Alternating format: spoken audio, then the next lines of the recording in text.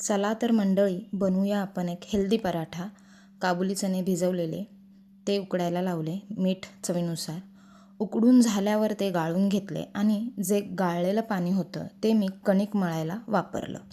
माझ्याकडे दुधाचं संपलेला पातेला होता, त्या पातेल्यात देखील मी पाणी घेतलं आणि पीठ मळायला वापरलं. तर इथे त्या चण्यांमध्ये पनीर, अद्रक, लसूण, मिरची हे असं बारीक न वाटता थोडंसं असं दरदरं आरडभरड ठेवा, जेणेकरून सारण चांगलं होईल. इथे पीप ॲग्रोचं हे जे तूप आहे, हे गीर गाईचं तूप आहे. टेक्स्चर खूप छान आहे, तुम्ही बघू शकता. तुम्ही देखील हे तूप वापरू शकता. खूप जेन्युइन प्रोडक्ट आहे, ओरिजिनल आहे. तर कणिक थोडं कडकच ठेवायचं आहे. त्या कणकेत आपल्याला हे सारण भरून मग पराठा लाटायचा आहे. कणिक जर कडक असेल तर पराठा फुटणार नाही. रेग्युलर पिठापेक्षा कणिक जरा कडक ठेवा. छानपैकी आपण इथे आता पराठा लाटूया.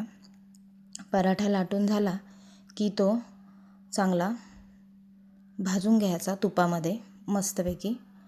छान तुम्ही इथे बघू शकता, मस्त पराठा तुपात भाजलेला आहे. छानच झाला आहे. तुम्ही हे तूप नक्कीच वापरून बघा आणि तुम्हाला कसं वाटलं ते देखील मला सांगा. पीप ॲग्रो तुम्ही गुगलवर शोधू शकता, तुम्हाला हे मिळून जाईल. ह्यांचे सगळेच प्रोडक्ट खूप छान आहेत, जेन्युइन आहेत. तर ह्या पराठ्यामध्ये आपल्याला जवळजवळ 16 ग्रॅम प्रोटीन मिळतं आणि 300 कॅलरीज मिळतात. नक्कीच तुम्ही हे ट्राय करा. खूप छान झाला आहे पराठा.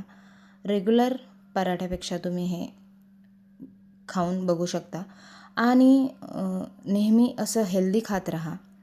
पुन्हा भेटू